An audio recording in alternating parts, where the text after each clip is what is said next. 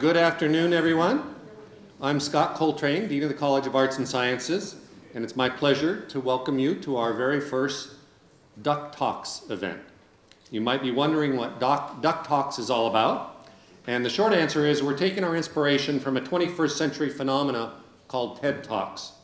TED Talks are a series of thought-provoking presentations given by international experts on a huge range of contemporary topics. All TED speakers are chosen for their ability to contribute to the overall TED theme, which is ideas worth spreading. In case you haven't seen any of the TED Talks, more than 1,000 of them are available online at TED.com. Collectively, they've been viewed by more than 500 million times over the past 5 years.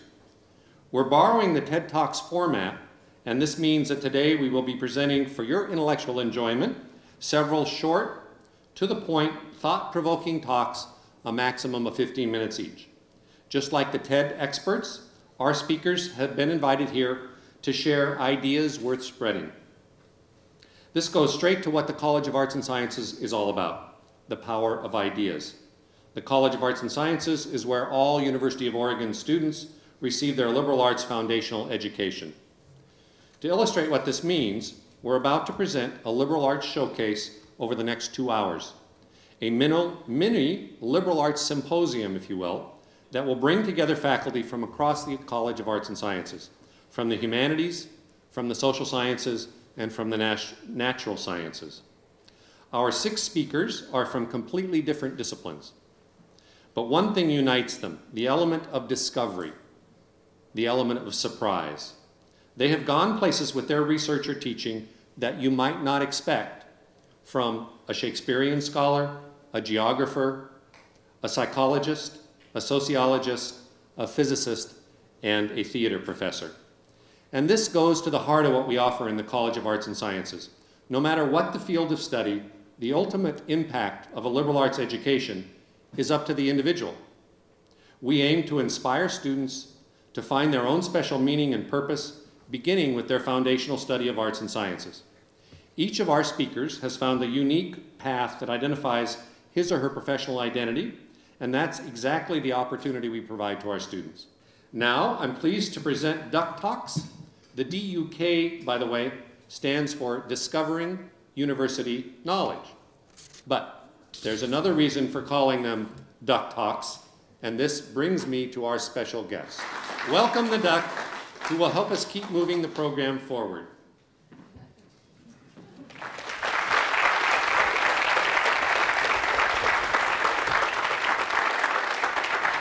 To begin with an obvious but surprisingly difficult question, what are comics?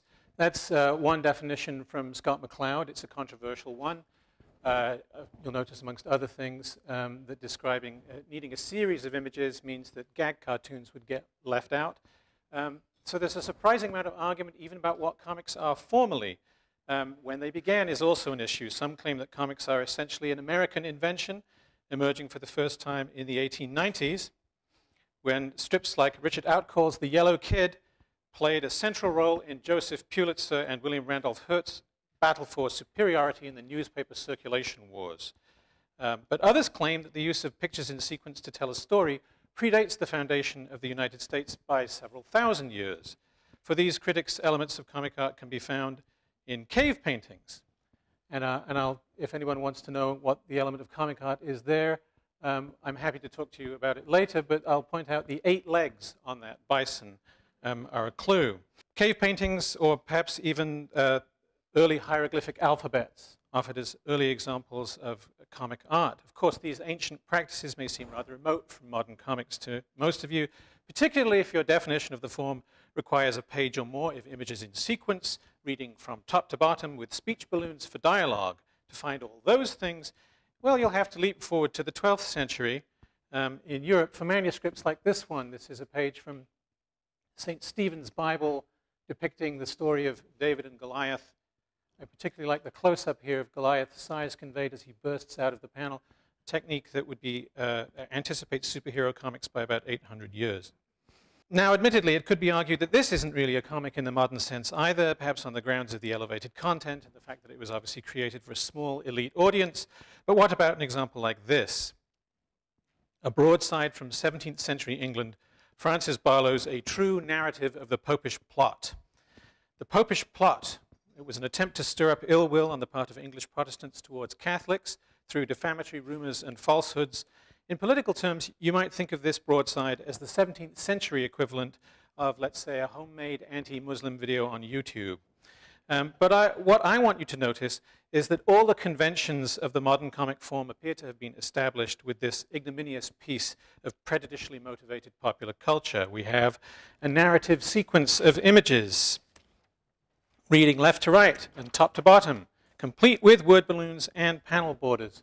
What's more, this is a printed document, mass-produced, relatively inexpensive, and the content, as you can see from the flagellation scene in the middle here, anything but elevated. It wouldn't be a British comic if somebody didn't get hit on the butt at some point.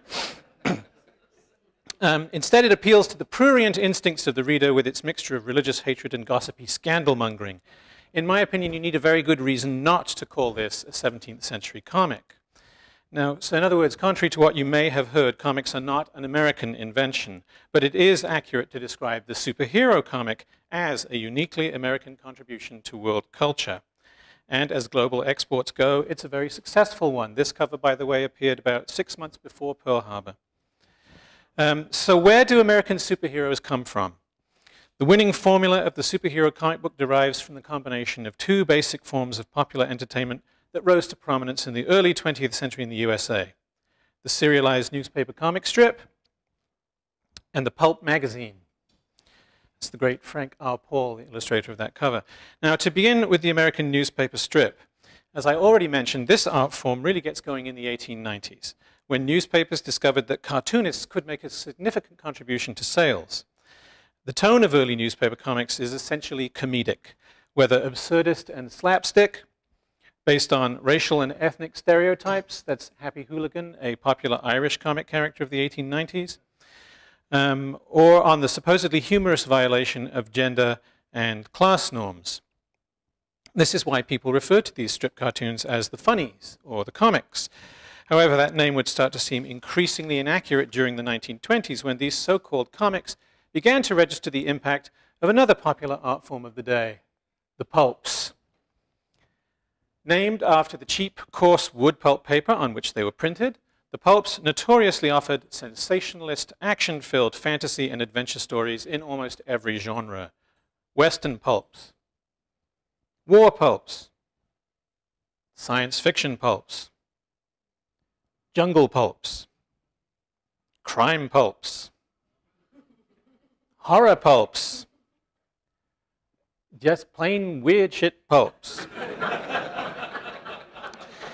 The plots of these stories were crowded with thugs, underdressed moles, and he-men, and the covers, as you can see, were vivid to the point of being lurid. Now, in the 1920s and 30s, these magazines were enormously popular, particularly with teenage boys, although most parents and teachers dismissed them as trash. A lot of pulp writing was weak, hackneyed, and exploitative, but actually the list of great American writers who published in the pulps is very impressive, and it includes such luminaries as, and this is in alphabetical order by last name, Isaac Asimov, Ray Bradbury, Robert Bloch, Raymond Chandler, Philip K. Dick, Earl Stanley Gardner, Dashiell Hammett, Frank Herbert, Robert E. Howard, Jack London, H.P. Lovecraft, Horace McCoy, Upton Sinclair, and Tennessee Williams. Perhaps more well known than any of these authors, however, are the most successful creations of the pulp era. Buck Rogers, Conan the Barbarian. That's actually the very first cover appearance of Conan the Barbarian, painted by a pulp illustrator named Margaret Brundage. Not the Conan that we have come to know, but that's his first appearance. Let's see, Doc Savage, the Man of Bronze, Tarzan of the Apes, The Shadow, and Zorro. These characters would eventually become familiar to audiences everywhere, appearing in almost every entertainment medium throughout the last century. Now, when the pulps and the comics first combined, it was in the form of fairly literal adaptations. Tarzan of the Apes comic, for example, that debuted in 1929. This was one of the most successful early adventure comic strips, largely due to the extraordinary draftsmanship of the artist, Hal Foster. Hal Foster was one of a new breed of comics artists who owed less to the tradition of cartooning, with its penchant for distortion and abstraction, and more to the more technically accomplished, conventionally representational world of magazine illustration. You can see this most clearly in Foster's magnum opus, Prince Valiant, which he drew every week with astonishing consistency and attention to detail from 1937 to 1970. It only ever appeared as a Sunday page. He spent over 60 hours a week working on one page. Alex Raymond, oh, here's another piece of, that's some of his original art, so you can see again his brushwork and penmanship.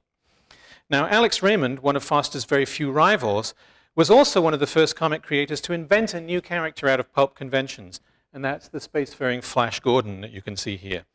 Noted in its early days for Raymond's fine dry brush inking style, this is all brushwork. This is, obviously long before the days of computer illustration.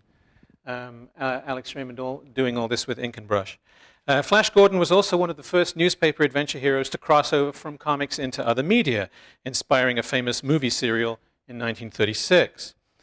Now, as this example shows, Raymond's work was more overtly sexual than Hal Foster's. He was far more inclined to draw women in provocative clothing and poses. And again, here's another flagellation scene. You may be seeing a theme developing here. From an early Flash Gordon strip in which Flash's girlfriend, Dale Arden, is being whipped by another woman in a space helmet and bikini. A scene that is clearly intended to invoke the kinky thrills of sadomasochism, whatever thin justification might have been provided by the plot.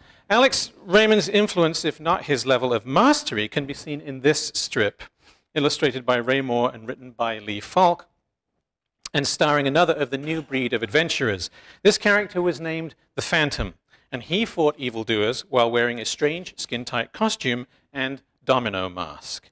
Now, he lacked any special powers. The Phantom role, it turns out, is an inheritance passed down from father to son for 20 generations. Wouldn't you have loved to have been there for that bedside conversation?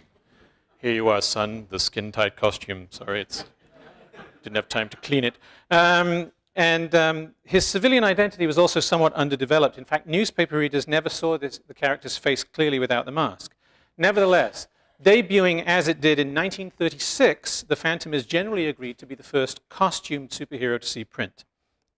So at this point then, the stage is set for the full-blown emergence of the superhero genre, but one more element was required, and that was the development of the comic book itself. Let's see.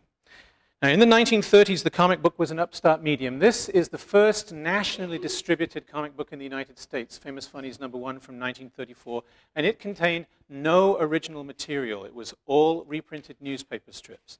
There were a handful of these, and they didn't make a lot of money. We're talking about a very sort of poor relation to the newspaper strip.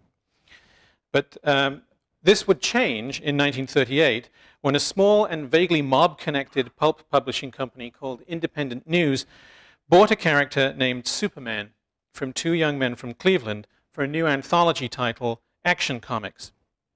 So this, by the way, is now the most collectible comic of all time. 3 copies sold for over $1 million a piece over the last 18 months. So if you want to know what the 1% were reading last year,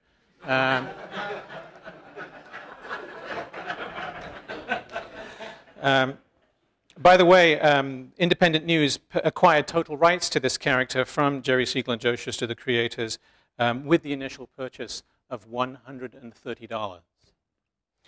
Neither Superman's creators nor the publisher were hugely enthusiastic about one another at first. Writer Jerry Siegel and artist Joe Shuster were disappointed not to have sold their creation as a newspaper strip, while publisher Harry Donenfeld reportedly accused his editors of making a huge mistake when he first saw a copy of Action Comics #1. He was unable to imagine that anyone would take the concept seriously. Donenfeld insisted that the ridiculous Superman character be taken off the cover. That's the cover of Action Comics #2. Which is, as you can see, much more conventionally pulpy material. And when the comic started to sell better than expected, nobody at the company could believe that Siegel and Shuster's creation was the reason. But it was. As Donenfeld eventually learned, children were asking not for Action Comics, but for the comic with Superman in it. And within 6 months, they had the sales figures back, and they knew it was outselling every other comic book on the market. So they put Superman back on the cover with #7, with sales of about 1 million copies per month. 1 million copies per month for a genre, for a whole comic book form didn't even really exist prior to this. Within a year, Superman had his own regular title, the first successful comic book to actually be named after an original comic character, and that sold even better. Within 18 months, dozens of imitators and rivals who inspired their own imitators and rivals were appearing in magazines of their own, all within about 18 months of the first appearance of Superman. In one mighty bound, then, Superman had jump-started the entire comic book industry, and costume superheroes have remained the dominant genre within that industry to the present day. So that's a very quick history of the origins of superhero comics. And I'd like to conclude by pointing out that the success of the modern superhero raises some interesting questions about the cross-cultural fascination exerted by heroic myths. It's long been a source of interest, not just to people in my field, but anthropologists, psychologists, as well as literary scholars, that certain symbols and stories appear to recur again and again across distinct societies and time periods, even in cases where there's no evidence of direct historical influence. Carl Jung considered the myth of the hero to be one such recurring story, and he was one of the first modern thinkers to identify the following elements in common across many different heroic myths. I'll give you a moment here to just sort of take in the repeated elements.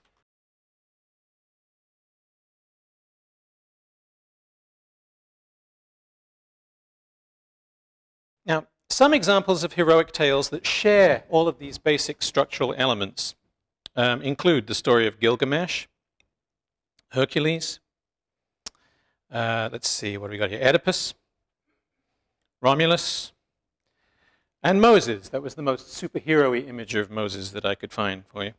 But it should be quickly apparent that the origin of more modern pulp heroes, such as Tarzan, conform to this basic structure, as does that of Superman, the archetypal superhero. Now, why should this be? For psychoanalysts such as Otto Rank, the heroic myth is important because it counteracts our childhood feelings of powerlessness within the family in a classic act of projection and wish fulfillment. My hostility towards daddy becomes daddy's hostility towards me, so on and so forth. In short, heroic myths reconfigure our unconscious infantile struggles in story form. Now, whether you buy that or not, and I'm not asking you to, the key point to be grasped is that for thinkers like Jung, Rank, Joseph Campbell, and many, many others, we are drawn to stories about heroes simply by virtue of being human. Indeed, our fascination with heroic archetypes may be as fundamental to our makeup as our language capacity. Again, I stress I don't ask you to believe this without a bit more evidence, certainly more than I could provide in 15 minutes. The issue is one of considerable complexity with wide-ranging implications. But one of these implications is that the violent, vulgar, melodramatic, and, yes, distinctly American genre of superhero comics may actually tell us something about our essential human nature. And it was with that provocative suggestion that I must end this all too brief presentation. Thank you for your time and attention.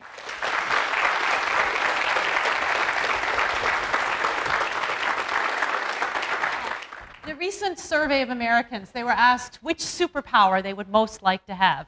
And the winner was mind reading. Actually, it was tied with time travel, but it was right there at the top of the list as the most desired superpower. And the thing that's interesting about mind reading as a superpower is that it's actually somewhat within our grasp as humans, unlike time travel or X-ray vision or being able to shoot spider webs from your wrist. Now, I'm not talking about a woo-woo skill that you might encounter at the Eugene Saturday Market where a psychic is claiming to read your mind. Instead, I'm talking about something much more mundane. How accurate are we at guessing what other people are thinking? And what we think they're thinking, is that what they would say they're thinking? As it turns out, we mere mortals are actually routinely better than chance at doing this, at reading other people's thoughts. Now, how do we achieve this superpower? Again, if we were looking at men's superheroes, we would just simply read the thought bubble above their heads. So here Beetle thinks he'll slough off for the day, but Sarge knows what he's going to do by reading his thought balloon. Alas, there are no thought balloons in real life. And unfortunately, the latest model of Homo sapiens does not equip with any kind of thought receptors for reading other people's thoughts.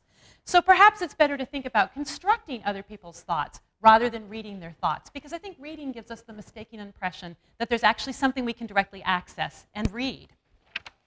Fortunately, we're going to get some help with this elaborate construction project. Now, we can't read people's thoughts directly, but we can read their body language. And it turns out that people's facial expressions and other bodily expressions of emotion are very important in knowing what they're thinking. But knowing what emotion someone's thinking is not going to really let you know, if you know what emotion someone's feeling, it's not going to let you know what they're thinking. The same goes for ducks.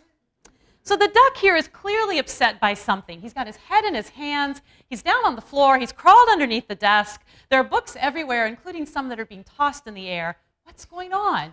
Is his psychology homework too hard? Is it the fact that he has a term paper due in 20 minutes and there's a pep rally tonight?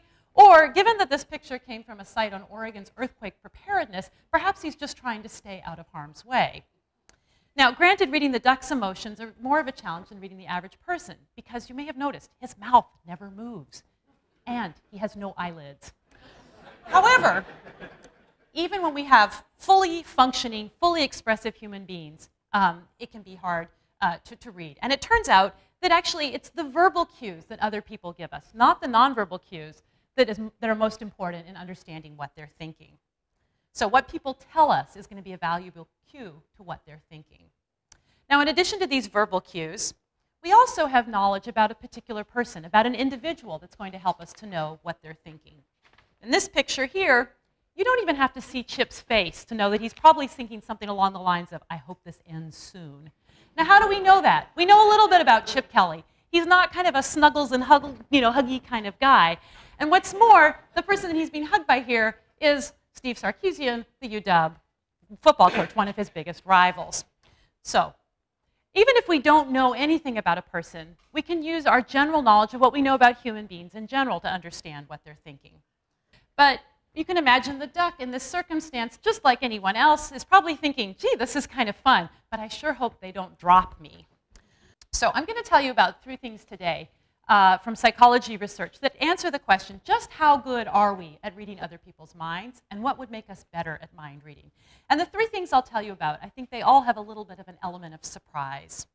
All right, first off, gender differences. You tell me, who's better at reading other people's minds, men or women?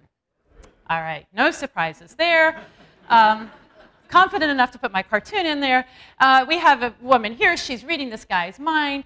And I think this really perpetuates this strong belief that women are not only better mind readers, but that men are somewhat flummoxed and cowed by women's ability to do this. All right. Several studies have indeed shown that women are better mind readers than men. But the surprise is that there are a number of studies that show that there is no difference between men and women. Or, as my lab has summarized it, women are sometimes better than men, sometimes they're not, but men are never better than women. Why do women show this sometimes advantage? Why do they only show the advantage some of the time? We think it's because there may be gender-specific ways of motivating women to be more accurate at reading other people's minds. It's like anything that reminds women, oh yeah, we're the gender that's supposed to care, makes them more accurate at reading other people's minds. So for example, if you ask women first how much sympathy or compassion they feel for another person, they'll be better at reading that person's thoughts. If you give men that same nudge, doesn't have any effect. Similarly, if you challenge women's superiority at this skill, so if you say to them, you know that stuff about women being more interpersonally sensitive, you know there's been some new research that suggests that's not right. Women will rise to the challenge and they will perform better. Now these 2 findings, however, don't mean that you can't motivate men to be better mind readers. We just need to find equal opportunity motivators, things that work on both men and women, like money. We did a study here at Oregon, and we told people we'd pay them according to how accurate they were at reading other people's thoughts. And it turns out that everybody got a little bit more sensitive when they were given money to motivate them, and the gap between men's and women's performance closed right up. All right. Next up, everybody also knows that if you've had some personal experience with a life event, you'll be better at understanding the thoughts of someone else who's going through that same life event. So you know new mothers think they understand other new mothers better. College students with divorced parents believe that they'll understand better what other college students or parents who are divorced are thinking. Except the problem is we've never found any evidence for this in our studies of mind reading accuracy. We've found no evidence for the experience advantage. And the experiences that I mentioned, being the mother of a new child, having your parents be divorced, and actually being a recovering alcoholic, those are the experiences we've used in our studies. And the people who've had those experiences were actually no better at guessing the thoughts of other people who had those experiences than people who'd never had that experience. Here's an example of some of our data from the study using parental divorce. And what you're seeing here is the bars represent how accurate the participants in our studies were at guessing other people's thoughts. And if they'd had the experience of parental divorce, they were no better at guessing the thoughts than if they had never been through that experience. And we've seen the same null result with no difference between the two groups now in several studies. At this point, you're probably wondering, well, how exactly do they measure that? And in the divorce study, what we did, we had pairs of college students come in this study. Those were our participants. And in those pairs, there was always at least one student who had divorced parents. They come into our lab. They talk about how they think divorce affects kids growing up, and we videotape them while they have that conversation. After that's done, they go back and watch the videotape, and we ask them to report the thoughts that they had while they had the conversation. And we also ask them the exact time that they had those thoughts. So for example, the guy on the left here might have been thinking during this conversation as he thought about his own parents' divorce, I hated having to go back and forth between two houses. Then we show the videotape to the other participant, and we stop it at the same points where the first participant reported having a thought. And we say, okay, guess, what was he thinking right there? She might report something like, he's thinking about how it was hard not to have his dad around. And then we code how accurate that guess is. How close does that guess match what the first participant actually said he was thinking? Now, in this case, she's not particularly accurate, but you can see she's not totally off either. Now, that gives us this objective measure of accuracy. But it turns out that accuracy might not be everything. It may not be all that there is. I think all of us can probably think of a time when we had the perception that somebody was understanding us, but maybe it was only a perception, and they really weren't that accurate. Like this cat here, who's giving an excellent perception of being understanding, but is really feigning it. And the one thing that seems to help create that perception of understanding is when someone tells us they've had a similar experience to ours. Now, we saw this in one of our studies. In this study, when we had new mothers, and they were responding to the experiences of other new mothers, and they were perceived by those other mothers as being more understanding, but only if they mentioned, oh, I'm like you, I'm a new mom too. If they didn't mention the experience, they're not seen as being as understanding. We also ran a kind of sneaky study back with our college students in the experience of divorce, and we led college students who had divorced parents to believe that they were talking with someone else who also had divorced parents. Or we led them to believe that they were talking with someone else who didn't have divorced parents. And then we asked them for their perceptions. How understanding was the person you talked with today? If they believed that the other person had shared experience, this is the bright yellow bar, then they rated them as being more understanding than if they didn't believe that the other person had that shared experience. Now, this is in contrast to whether or not the person had actually had the experience of being divorced or not. Here you see that whether or not the person they were speaking with had really had divorced parents or not had no effect on how understanding they were perceived to be. But why doesn't our personal experience make us more understanding or make us more accurate at guessing other people's thoughts? It seems like if we've been there too, then we should be better at reading others' thoughts on similar matters. But maybe our own experience comes with some baggage. We may assume that our own experience is exactly like the other person's and that our own thoughts on the matter are exactly the same. Essentially, we're projecting from our own experience onto theirs. Now, projection doesn't necessarily hurt my ability to know what somebody else is thinking, but it doesn't necessarily help either. If I didn't have my own experience to rely on, what I might be forced to do is to use my general knowledge of what we know about human beings generally. And that leads me to the third thing, I think the surprising thing that affects people's accuracy at knowing other people's thoughts. Now, new motherhood, parental divorce, being a recovering alcoholic, these are all very, very different life experiences. But the thing that they share is that they're all experiences that the average person knows something about. So in other words, we have a stereotype for what it's like to have a new baby or what it's like to overcome an addiction to alcohol. Now, usually when we use the word stereotype, we think about applying that to groups of people. And in this case, we're using it to a type of experience. And you think, well, where do these stereotypes of experience come from? They come from places like our friends and neighbors, the evening news, from movies we go to, the novels we read, those after-school specials we used to watch on TV. And those give us an idea. So you all can help me out here. You can tell me, what's a stereotypic thing that a new mother might be thinking? What do new moms think? I want sleep. I sure am tired. My baby's awfully cute. I wish I had more time for my husband. And we found, and we've looked at this now in the studies with the new motherhood and also with the parental divorce, that when people make more stereotypic guesses about what other people are thinking, they're more accurate. What you're seeing here is a regression line, and it shows that the participants that made more stereotypic guesses about new mothers, so in other words, guessed that they were thinking things like they were tired, were more accurate. The more those guesses had stereotypic content, the more likely these participants were accurate. Now, this is a counterintuitive finding. Instead of paying careful, close attention to an individual to guess what he or she is thinking, it's like we're applying this one-size-fits-all stereotype. But again, if we were to try and take that careful attention approach, the problem is, what exactly would you be paying careful attention to? Remember, there are no thought receptors that we can directly access other people's thoughts. So we resort to stereotypes, and we use this generalized knowledge of what we know about human experience, and kind of remarkably, it works. It makes us more accurate at guessing other people's thoughts. Now, 3 things to keep in mind about this strategy of using stereotypes. First of all, one of the main reasons why stereotypes work in this case is because there are common features to these experiences. New mothers are generally tired, and college students generally are kind of upset when their divorced parents start dating or remarrying. And if these experiences didn't have these common features, or other people didn't know what those common features were, we wouldn't expect the stereotypes to lead to greater accuracy. The second thing is that people in these studies were not necessarily trying to use their stereotypes, and they may not have even been aware that this was a strategy they were using.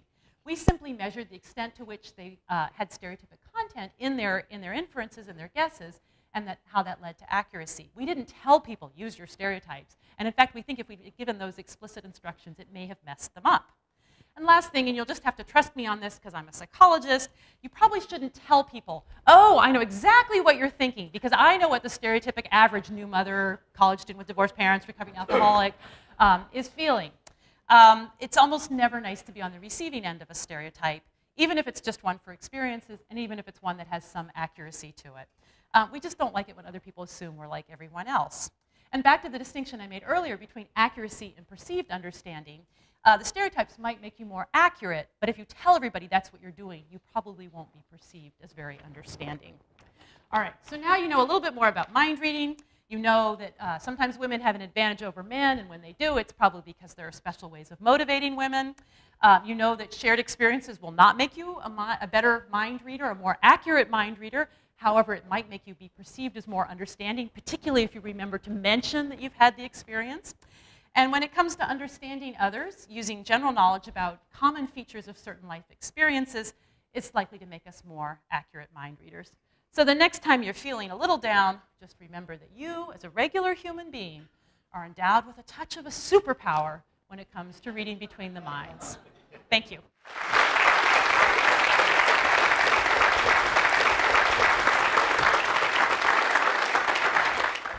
My main point is to note that we often think of environmental problems as principally technological in nature, and we often propose technological solutions to them. And in fact, ironically, a lot of times the green technologies, quote unquote green technologies we develop, actually make problems worse.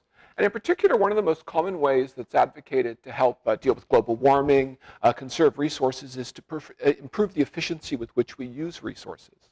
And in fact, there's a lot of evidence that improving efficiency, ironically, actually increases use of resources. So I'm going to sneak up on that point, though, here by starting with an appropriate event that fits in with a timing for maybe some people in the audience, might have been when some people were even here at the U of O, that in October 30th, 1961, so nearly 51 years ago, the largest bomb ever detonated on Earth was tested by the Soviet Union just north of the Arctic Circle. It's called the Tsar bomb. And it had a yield of 50 megatons. Now, that was more than 10 times the explosive force of all bombs used in World War II. It created enough heat that a person standing 100 kilometers away would have gotten third-degree burns. It was actually detonated high up in the atmosphere, so most of its energy went into space, but the force it generated was equivalent of about 8.1 on the Richter scale. And at shock waves that hit down toward the Earth, they actually did create a seismic shock that could still be detected on its third passage around the surface of the Earth. So this was an immensely powerful bomb. And now we kind of come to the paradox. This bomb has been described both as the cleanest nuclear bomb ever detonated and as the dirtiest. And both of those are true in a certain sense. In the sense of being the dirtiest, it emitted something on the order of 100 times the nuclear fallout of the bomb dropped on Hiroshima. So it emitted a great deal of nuclear fallout. However, it was a hydrogen bomb principally. So it was where a fission bomb sets off a fusion reaction. And in fact, fusion itself is clean. It does not actually emit any radioactive waste. And 97% of the energy came from fusion. It's just you need the fission bomb to trigger it. And the fission bomb is dirty. So while it produced 100 times the nuclear fallout of Hiroshima, it generated 3,000 times the explosive force. So it's an example of an extremely efficient bomb, in a sense, as far as nuclear waste to explosive power. But still it produces a great deal of nuclear waste in an absolute sense. So now we come to something more directly for the theme I'm going to talk about here that fits with this. And I'll go back to the 19th century when the economist William Stanley Jevons was studying the history of coal use by industry. And he noted this strange phenomenon, a paradox that we today name after him as the Jevons paradox, that early in the industrial era, when they were perfecting steam engines, as steam engines became more and more efficient, paradoxically, coal use increased. Now, the reason for that may not be so surprising if you consider the fact that when early steam engines were developed, they took immense amounts of coal to do anything. So industrialists did not ever invest in using them. It was only when they became more and more efficient that they became appealing to substitute for human labor in production processes. So the efficiency of the steam engine led to the vastly wider adoption of steam engines, and therefore the vastly wider consumption of coal. So now I come to a thought experiment that I think might best illustrate how this paradoxical effect can happen. And I'll just ask you to imagine two hypothetical alternative worlds. Picture one world in which every car in the world we have is converted to a very efficient one. Right? So say hypothetically, every car that exists today is replaced by the equivalent of a Toyota Prius that gets 50 miles to the gallon. So we eliminate all these giant SUVs, all these cars that get terrible gas mileage. Now compare that in your head to another hypothetical world in which every car is replaced by an extremely inefficient one. And I'll make it the inverse of that scenario, where instead of getting 50 miles to the gallon, every car takes 50 gallons of gasoline to go 1 mile. So you have this huge contrast, right? In fact, a 2,500-fold difference in efficiency. 50 gallons to the mile versus 50 miles to the gallon. Now, one of the nice things about a thought experiment is you can't prove me wrong. So I have that as my backup. But I'm hoping I could convince you that in that world with the extremely inefficient car, you'd have a lot less gasoline use. Well, I could point out the one obvious thing is it'd be extremely ineffective to fit a gas tank to a car that could let it travel very far if you needed 50 gallons of gas to go 1 mile. But I'd also just like you to think about gas prices. At current gas prices, it would cost $200 to drive 1 mile. If it costs $200 to drive 1 mile, might I propose that maybe people wouldn't drive very much at all? And in fact, we would have developed the world very differently. We would form communities in which people could get around by walking or biking. We would have very different social expectations about mobility. So I would say that, in fact, one of the reasons we use so much gasoline in cars is due to their efficiency rather than their inefficiency. Now, I'll come actually directly to what I actually study most directly. I'm interested in looking at national economies and what they do when they develop. When you get economic growth, what happens? And I'll tell you that a phenomena similar to what I noted about this strange thing of this fusion bomb that's both the dirtiest and the cleanest bomb, and the Jevons paradox, where these efficient steam engines make us use more coal. Something like that actually happens when economies grow typically. When they develop, they tend to both increase how much fossil fuel they use, but they also become much more efficient at it at the same time. I think a prime example of this is China. Many of you may have heard that about 6 years ago, China passed the United States to emit the most carbon dioxide of any nation on Earth from fossil fuel use. And that's kind of the first time since these records have ever been kept that any nation emitted more carbon dioxide than the US. And in fact, China increased its carbon dioxide emissions 5-fold in 30 years. Really. Since 1980, 5-fold increase. And that's not principally due to population growth, because China had really reduced its fertility rates. So it doesn't have a very rapid population growth. So in fact, it increased per capita emissions more than 3.5-fold. Now, here's that paradox coming up then. The irony is, over that time, China became one of the most efficient nations in the world. In fact, it invested more in solar power, wind power, hydropower than most other nations. And that led it to improve the carbon efficiency of its economy. That is to say, how much carbon dioxide is emitted per dollar, or in the case of China, per yuan, 3-fold.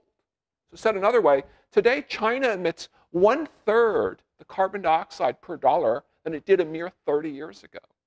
So China had this pattern that actually is quite common throughout the industrial era, where economies are both getting more and more efficient while they're emitting more and more carbon dioxide and generally using more and more resources. Now, the reasons for that are complicated in the case of nations. I mean, there are many factors at an aggregate level like that, and I wouldn't give one reason. But part of the reason is likely a connection along the lines that Jevons noted for the steam engine, that improving efficiency of resource use is also an economic strategy to improve profitability. If you use fewer resources to produce something, you make more money at it. That leads more money to invest in expanding production and more money to invest in increasing extraction of natural resources and use. So a lot of what efficiency does is it makes it possible to greatly expand resource consumption itself. So I would then kind of end by summarizing this with a sociological point. It's not to say that green technologies aren't important and couldn't, in principle, help address environmental problems. It's that we really need to ask partly a social question of how the application of a technology plays out in social, political, and economic contexts. And in fact, there are often counterintuitive things that happen in those contexts where you don't actually find some straightforward effect because of interactions and feedback. Thank you very much, everyone. It was good to talk to you.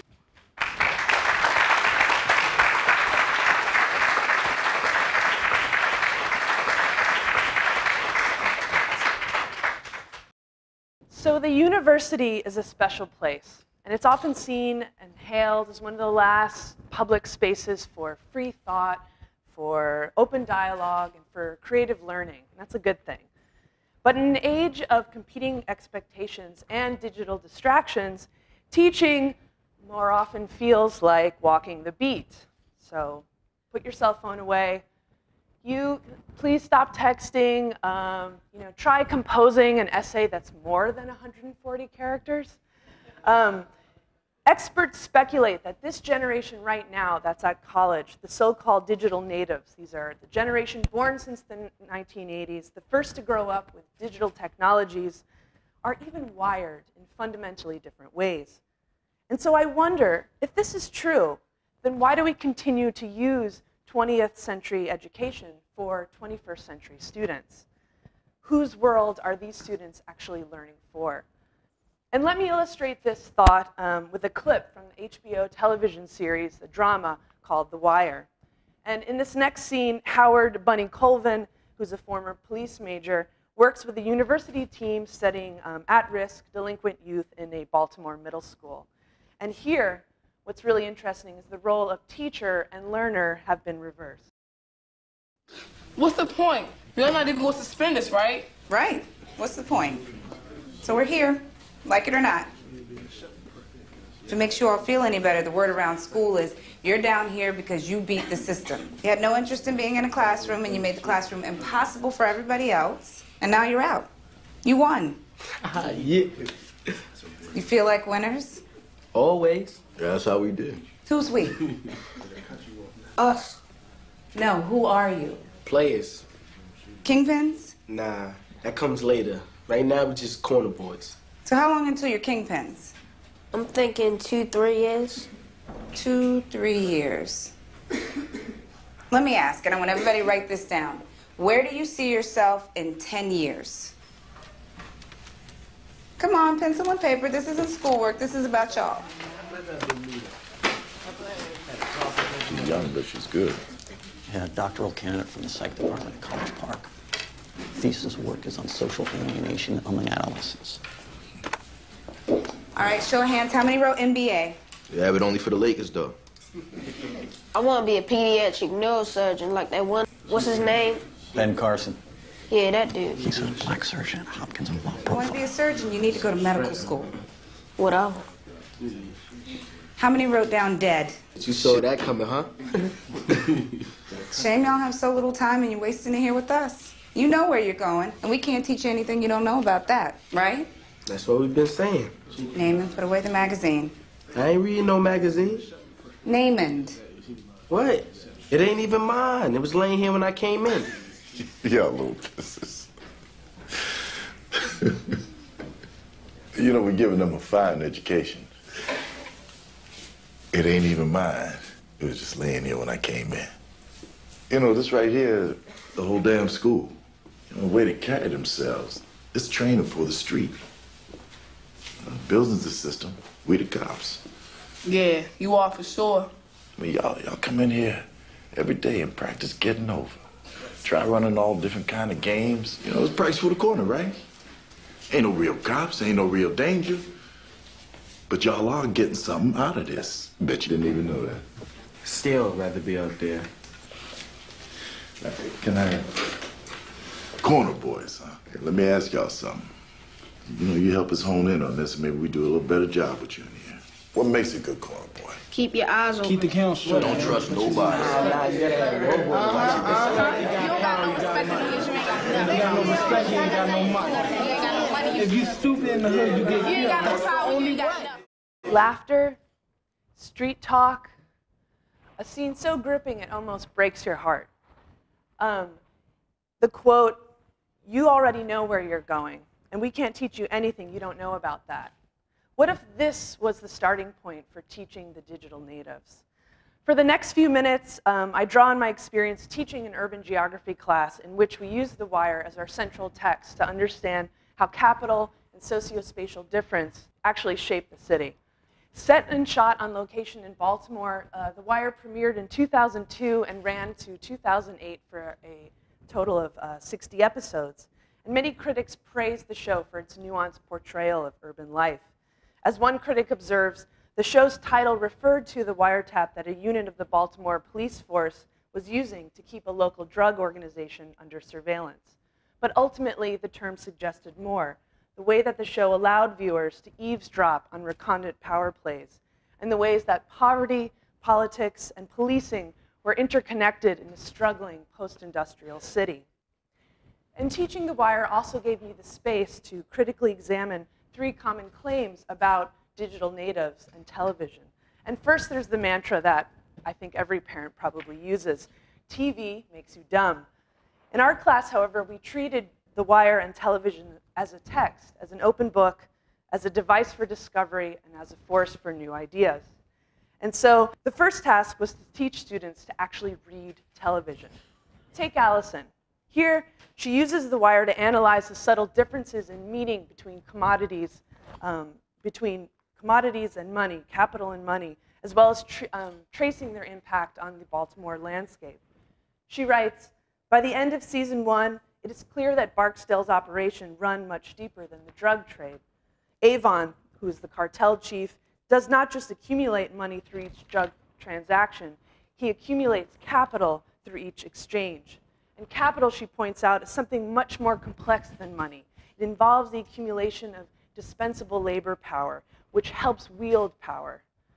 The distinction is made even clearer when drug money is traced back to a local politician. When Avon is sentenced to jail, it becomes clear that this is merely part of the game." And critics have compared The Wire to a Russian novel, calling it more tragic than a Greek tragedy. And the show's compelling characters, such as Omar, a favorite of many fans, transcend the usual whodunit formula of TV crime shows like Law and Order and others, which allows students such as Allison to read The Wire for wider insights into the world. Indeed, creator and director David Simon once argued, The Wire was never intended to be a cop show. We were always planning to move farther and farther out, to build a whole city. Which brings me to myth number 2.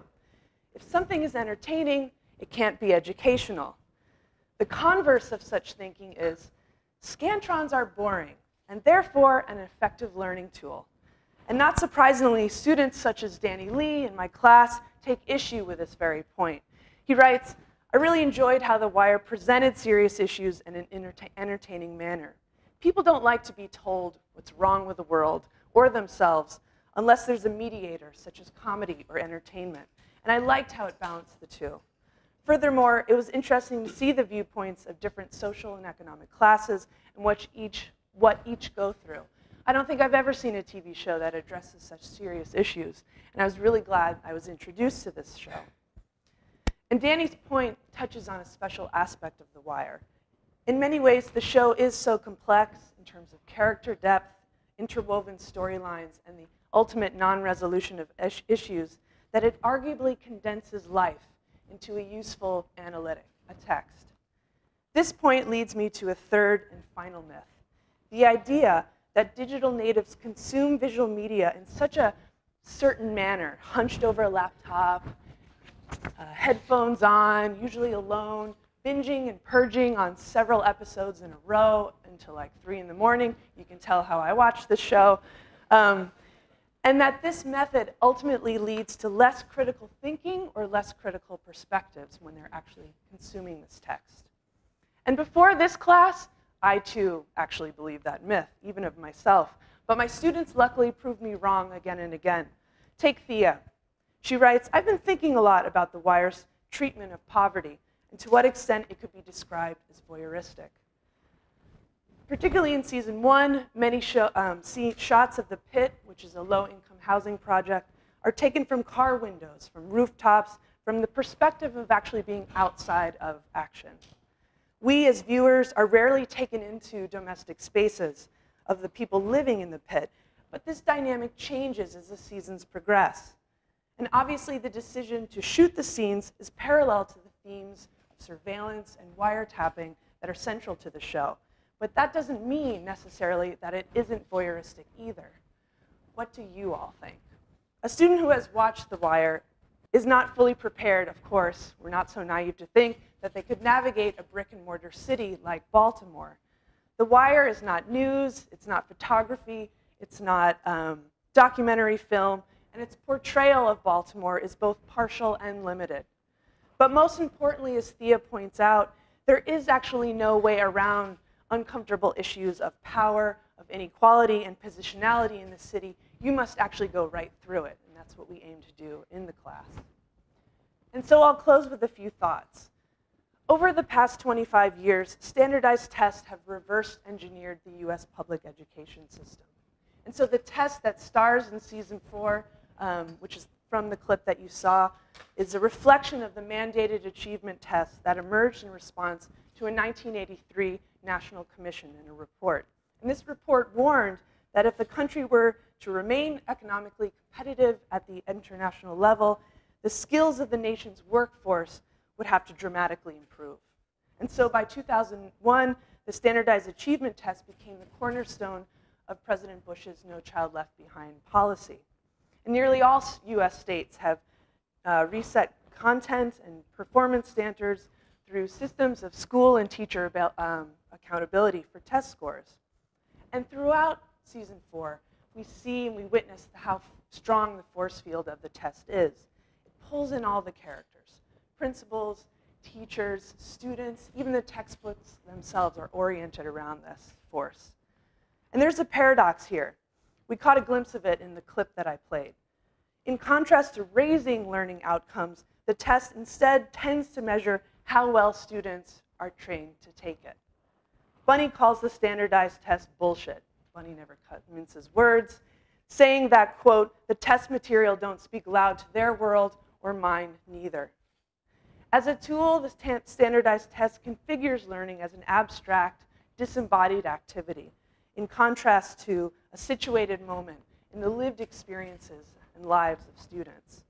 And as viewers, as voyeurs, as consumers of this, we also see the test working to organize a set of expectations about students as laborers in training in preparation for an imagined future, such as a pediatric neurosurgeon, and a way of life that might not simply be open to them. And so the digital natives have been called lazy, they've been called annoying. I heard one quote, an on-demand generation with very active thumbs, unrealistic expectations, and a really weak work ethic. But from my experience in the classroom, this characterization feels quite false. In terms of epistemology, or how students actually understand and learn the world, digital natives are different.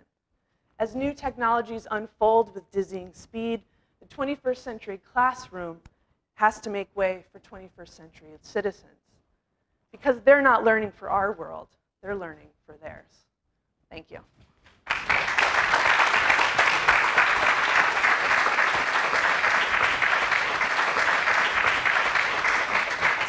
My name is Donna Forsgren, and I'm going to talk to you all today about edutainment, or how I learned to survive the university classroom. I hope you'll enjoy. So, I learned at an early age that if you were funny enough, you could get away with practically anything. I grew up in a household with 9 sisters, yes, 9 sisters, and used comedy as a tool of survival. Because let's face it, adolescent girls can be very, very, very cruel. I quickly learned that if I was just witty enough, I could convince my older sister, Rashana, to laugh as I told her how I tore a hole in her brand new shorts that I borrowed without asking. And this saved me from a fate worse than death, unchecked retribution from a hormonal 13-year-old girl. Wonderful. I also learned that revenge could be funny. I particularly enjoyed collaborating with my older sisters to convince our youngest and truly obnoxious sister Angel that she was indeed adopted. We became, yeah, we did. We became so good at this game that even we began to believe our own stories. So, you know, until this day, I still enjoy telling my sister Angel about her surgery after birth to remove the conjoined twin that she had resting upon her forehead. She was quite the trooper. Love Angel. But more than anything, however, comedy helped me early on to appreciate the sweet absurdities in life. For example, during my youth, I talked my younger sister Veronica into helping me make laxative-laced chocolate chip cookies for my entire family. I eventually gave one of them to my professor, but that's another story. After carefully researching the potency of laxatives, I decided on using the classic small pink pills. Unfortunately, we quickly found out that even after crushing these laxatives into a fine white powder, there was still the pink residue on the cover, so we felt that our family would be a little suspicious. So, fortunately, my wise and problem-solving younger sister, who was 10, realized that all we had to do was put the pink pills in our mouths to dissolve the outer coating. There are consequences of doing that, by the way. So, in just a few short hours, we made dozens of bowel-stimulating chocolate chip cookies. However, being a bit wise to my previous shenanigans, my family rightly refused to eat the cookies unless we did so as well. But what my family didn't understand is that I am willing to experience the discomforts in life in order to bring about a joke. And so, as my sister Veronica and I demonstrated the safety of the cookies, we realized how delicious that they truly were, and we quickly forgot our secret ingredient. They were so good. We used real butter, and I think that's why. They were so good. So as we consumed more than was necessary to convince our families, our bodies soon started to attack us from within, and we couldn't help but laugh. And so as I got older and began studying theater, I realized that comedy could get me out of trouble, ensure revenge, and help me appreciate the absurdities in life. But it could also be used to educate and to entertain audiences, which I eventually used in the classroom. So as I myself sat through a very boring, very, very boring theater history lecture my sophomore year as an undergrad, I discovered the following passage in Molière's preface to Tartuffe. In it, the great 17th century French comedic playwright Molière states, quote, "If the purpose of comedy be to chastise human weaknesses, I see no reason why any class of people should be exempt. The theater is a medium of correction. The The finest passages of serious moral treaties are all too often less effective than those of a satire, and for the majority of people, there is no better form of reproof than depicting their faults to them. The most effective way of attacking vice is to expose it to public ridicule." End quote. This was a great aha moment for me. For the first time in my life, I felt that theater could serve a purpose, and comedy could be used as a tool to really change lives. I've since taken these convictions into the classroom. As an educator, I learned to survive the university classroom by relying upon comedy to edutain. In other words, I strive to educate students through entertainment. This becomes an absolutely vital tool when I discuss subject matter such as the construction of race, gender, and sexuality in theater history courses. And if you don't believe me how vital this is, imagine being an African-American woman, like myself, standing in a room full of predominantly white students discussing the horrors of enslavement. It's very awkward. I'll just say that, okay? Or discussing scientific racism or the purpose of affirmative action. It's a very interesting moment to realize that your body as a site of performance is being read, evaluated, and interpreted by students. The information that I share with students becomes filtered through their interpretation of my body. At times, this has had negative consequences in the classroom. I've encountered an array of responses from students while discussing race that range from silence to white guilt to outright hostility. And none of these are productive in a classroom setting. Using comedy to edutain students has helped me reach these unresponsive or embarrassed or simply openly confrontational students. Now, I began my career at University of Oregon last year and knew that I wanted to teach an interdisciplinary course on the representations of blackness in theater, film, television, sports, and advertisement. Just a ton of stuff I threw in this class, but they let me. I created a course entitled Performing Blackness, From Othello to Chappelle's Show, which would explore the constantly shifting terrain of blackness within society. We began our discussion by learning the etymology of the terms, bear with me, niggard, niggardly, nigger, niggerish, niggerism, negro, black, and blackness. Okay. Although this may not sound like very interesting in itself, students were fascinated with the many, many meanings behind these words, the negative connotations, the contradictions, and even the overlaps within and among these terms. Among other things, students learned that as an adjective, black has meant, 1, destitute of light or incapable of reflecting it. 2, stained or soiled with dirt, unclean, foul. 3, dismal, gloomy, or forbidding, like darkness, cruel, hateful, and mournful. Isn't sounding too great, right? 4, expressing menace or angry discontent. 5, quite devoid of moral light or goodness, foully or outrageously wicked, indicating disgrace or dishonor. And 6, marked as hostile, unenlightened, seriously infected. And those are quotes, my friends.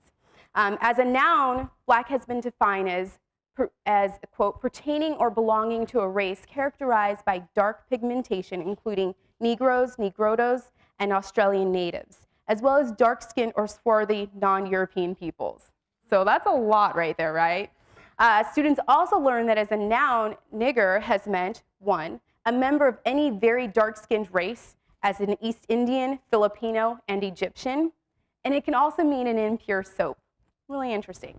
So by the end of this discussion, one student raised their hand and said, and I quote, "So I'm confused. What exactly is black?"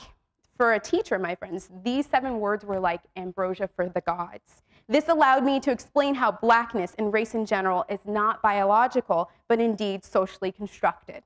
In other words, race has meant different things to different people at different times.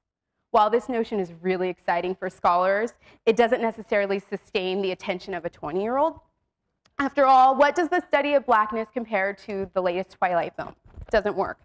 So in order to continue engaging students, we watched a series of clips from Chappelle's Show. Anyone seen Chappelle's Show? Raise your hand. Okay, some of you are familiar, so I hope you'll appreciate this. It's a sketch comedy show created by and starring Dave Chappelle. Although Chappelle's Show only aired for 3 seasons, from 2003 until 2006, it has left an impact on American popular culture. Among Dave Chappelle's most memorable sketches is the racial draft, a spoof on the NFL draft. Now, in the racial draft, various biracial and multiracial celebrities such as Tiger Woods, Halle Berry, Mariah Carey are drafted into either the black, white, Jewish, Latino, or Chinese races based on society's perceptions of their race and their cultural preferences. In case you're wondering, the black delegation drafted Tiger Woods because, as the announcer states, he has been discriminated against, gotten death threats, and dates white women. Thus rendered 100%, and I quote, 100% black, Chappelle, dressed as Woods, states, quote, "Goodbye fried rice and hello fried chicken." This draft itself, along with Chappelle's performance as various races, gestures towards the fallibility of race as a fixed and stable category. Viewing satirical sketches such as this helped me engage students in subject matter that perhaps would have otherwise alienated them. For me, laughter and learning are inextricably linked. So I would like to conclude by summarizing the 4 truths that I have learned while teaching at the University of Oregon. 1, learn by laughter. While many students may not ever be able to recall who Plautus was, I hope that they will enjoy coming to class and develop a lifelong love of learning. 2, professors can occasionally be wrong. Now that's a secret. I'm exposing it. Okay, so admitting you're wrong is difficult, but I have found that being honest with yourself and your students allows you to grow and become a better teacher. 3, classes are unpredictable. Each classroom is unique. And I've found that if a lecture works for one class, you're pretty much guaranteed that same exact lecture will not work in the next class. It's very frustrating. But I've learned to appreciate this paradox and learn to become more flexible and adapt accordingly.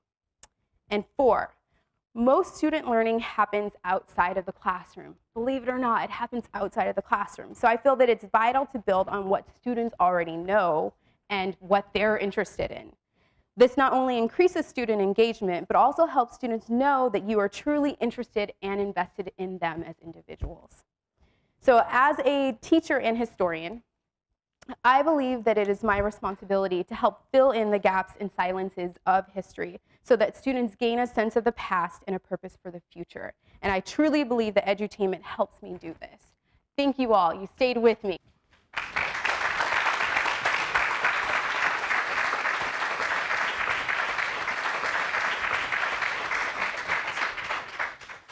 So I'm going to begin with this picture of me. What is it like to be a scientist? Now, actually, it's one of the great privileges of life to be a scientist. So you're probably thinking, why have I got such a grumpy expression on my face? And the reason is this. Many universities around the world make scientists feel like this polar bear, right? Now, I'm not complaining about the way they heat the buildings. That's all right. What I mean is this. They'll take a scientist, and for example, they will put them in a physics department and expect them to stay there. So that scientist can look out at all the other departments on the horizon, but there's no meaningful way of collaborating with them. And this idea is infiltrated through society to the extent that it's even got a name. It's called the art-science divide. The idea that you are either from the arts and humanities or you're from the sciences, but you can't be both. Now, I know from personal experience that that's not true because I have a degree in science, but I also have a degree in art as well. And I bet many of you are talented at more than one thing, so why shouldn't you be allowed to do more than one thing? So through my career, I've been sort of really determined to defeat the art-science divide. I remember going on a holiday to Brazil, and there's a town called Manaus. And in Manaus, 2 huge rivers come together. And as a tourist, you can catch a boat to the very confluence of the rivers, and you can look down. And I remember seeing all of these amazing swirls of water and thinking, this is where all of the cool stuff happens, right where the 2 rivers come together. Now, the arts and sciences are like 2 huge rivers, so how do you get them to flow into each other? And of course, the answer is fairly straightforward. You've just got to find a common point of gravity, something that both people from the arts and science find interesting. So that's why in my career, I actually started to get more and more interested in nature's patterns, because surely everybody is interested in nature's patterns. Now take a look at this. This is the dried surface of an old potato.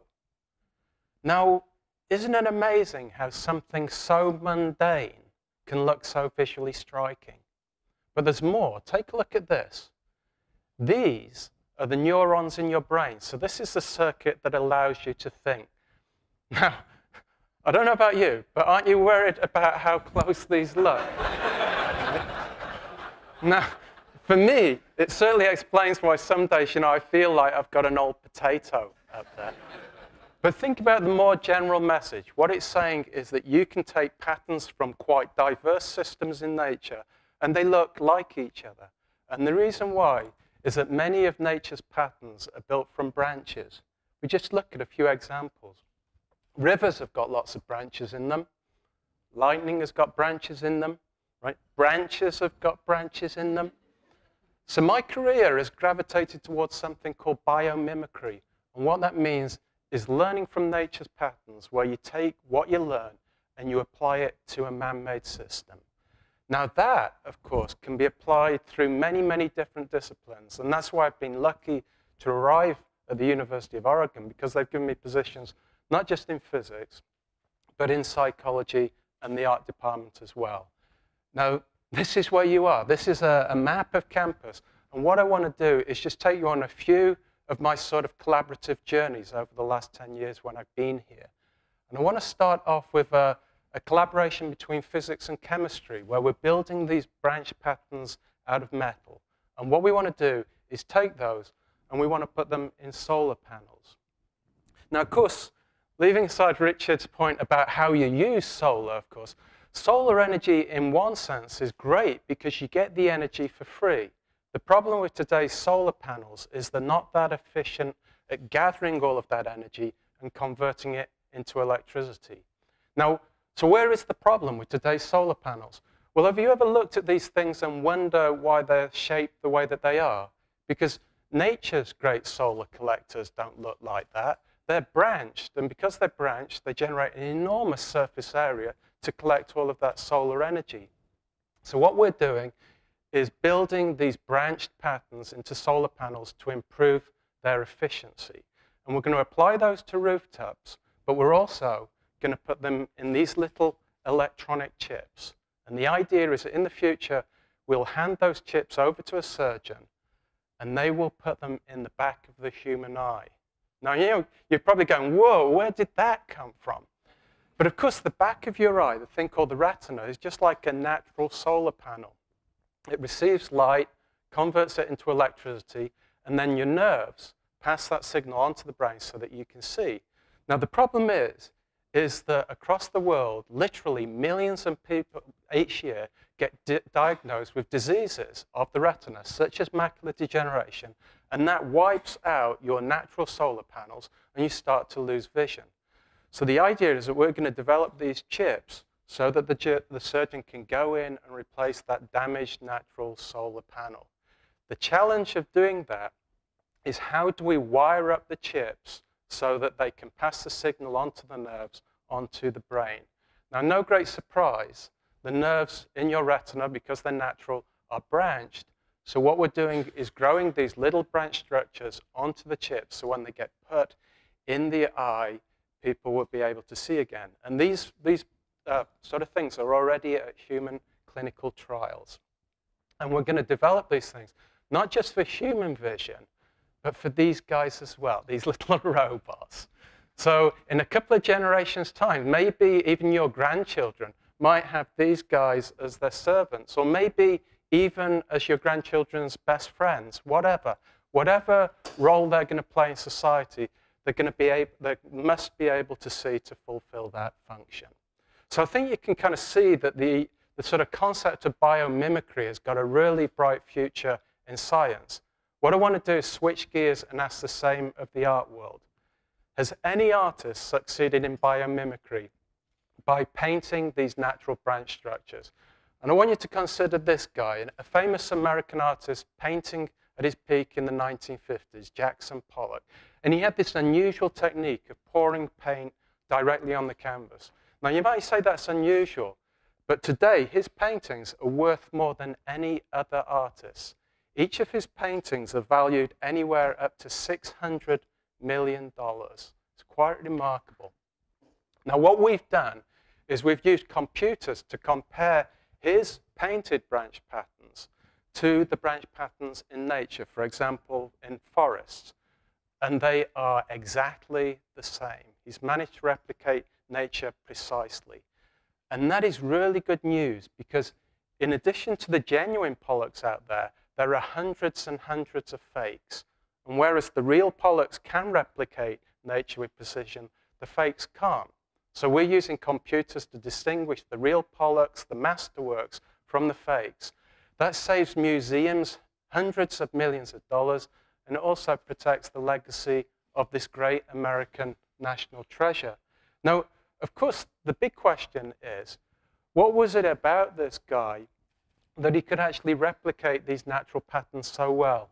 And if you look at his style, it must be something to do with his body motions.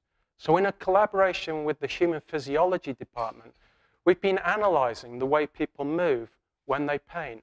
And I think this project is a great demonstration of how to defeat the art-science divide. Because on the one hand, our results are telling us something about the art of this great painter, but on the other, it's telling us something about the science of human balance.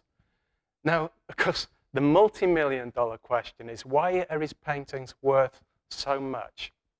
Could it be that people are willing to pay that staggering amount of money because of the way they look? Have they got some sort of magic visual appeal?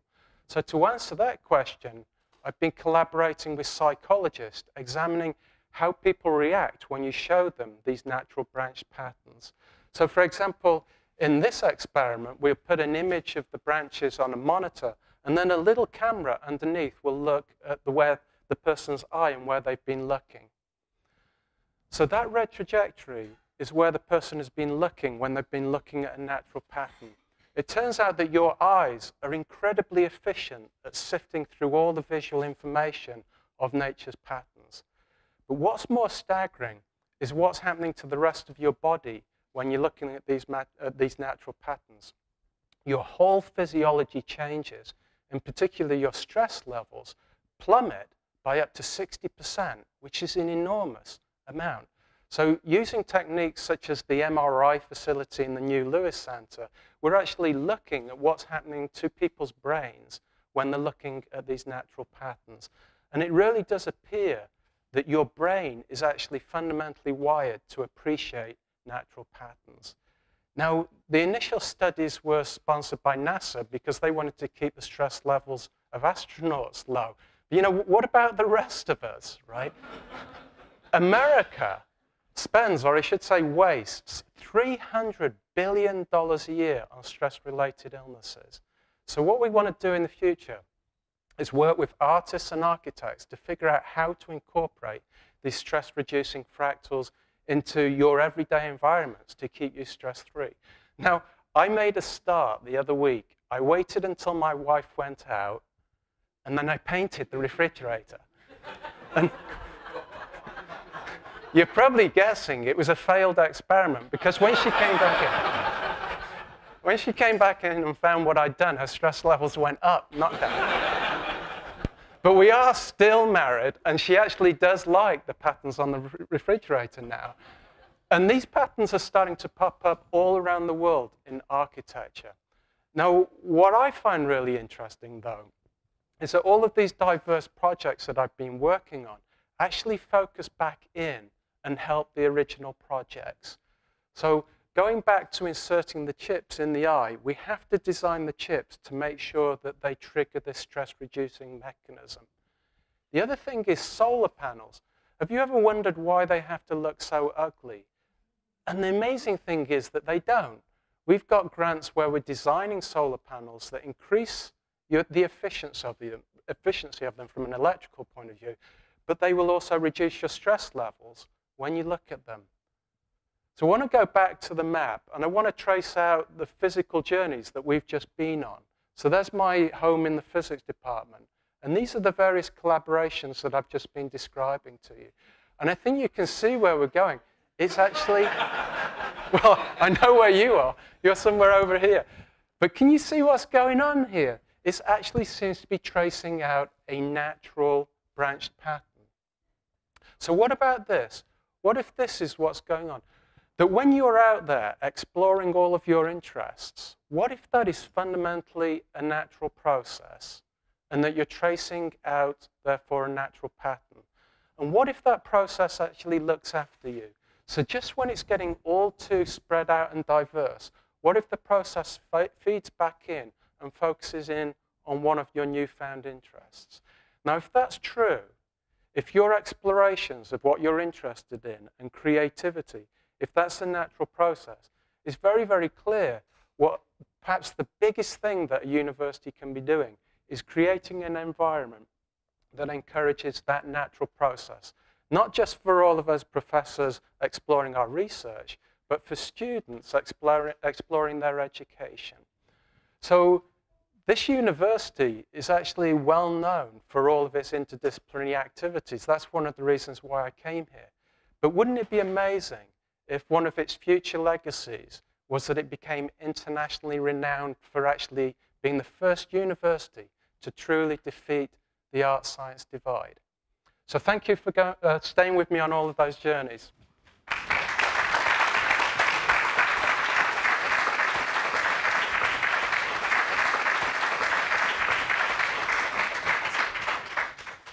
Because our helper has also been watching our Duck Talk presentations, we're going to ask him what he has learned today.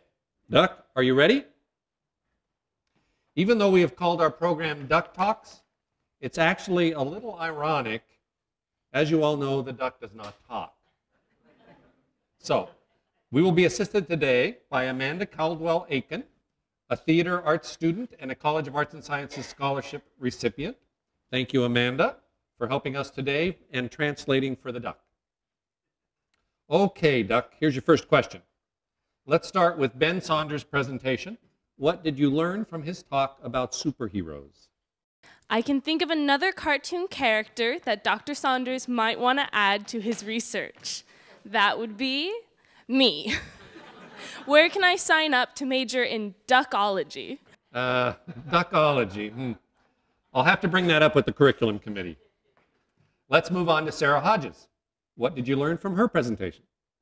Dr. Hodges said there are ways to tell what someone else is thinking, so you should know my answer without me telling you. All right, I see where that's going. Let's see if we can get straight answer on this one. Richard York talked about eco-efficiency. What will you tell your friends about that?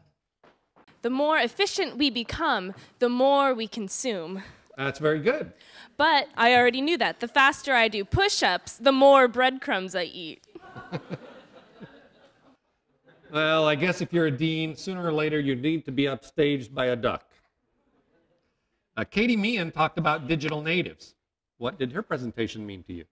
If I had my cell phone, I could text you my answer, or we could Skype. How about Donna Forsgren's? If I remember right, Dr. Forsgren said if you're funny, you can get away with anything. She did indeed say that. Bonus points for your accurate assessment. Finally, we had Richard Taylor. What did you learn from him? That if I follow his path through the arts and sciences, I'm going to get really dizzy. Okay, Duck, let's get serious. Really, what did you learn from all of this? Well, I'm not supposed to get serious ever, but okay, just this once, here's what I really learned. I learned that arts and sciences are creative, that new ideas spring from traditional disciplines, and that inspired individuals can take us places we would never expect, and that the College of Arts and Sciences is where all this is happening.